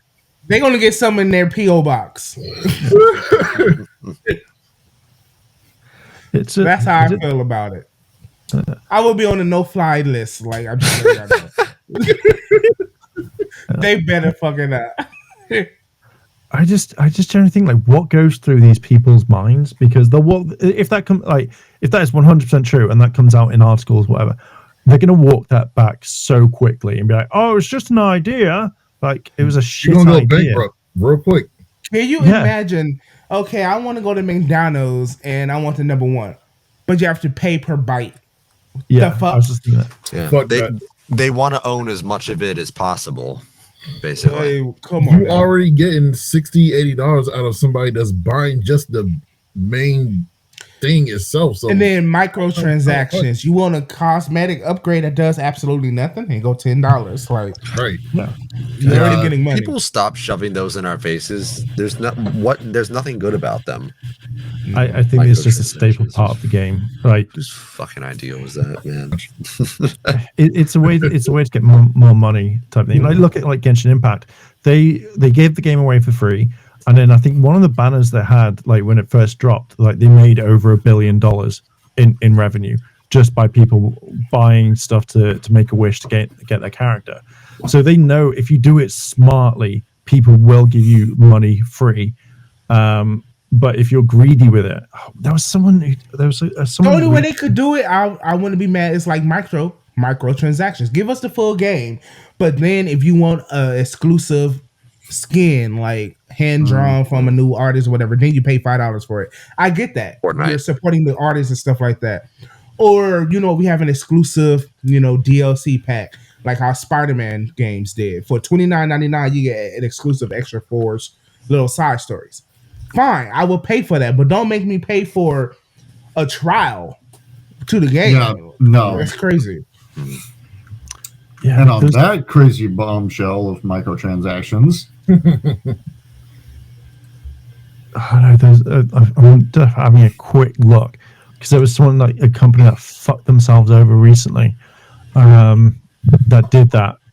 I can't remember what it is. Anyway, we'll leave it there because I can't really think about it. Catch you guys later on down the Blu-ray collection, unless we have anything else. Coolio. Coolio.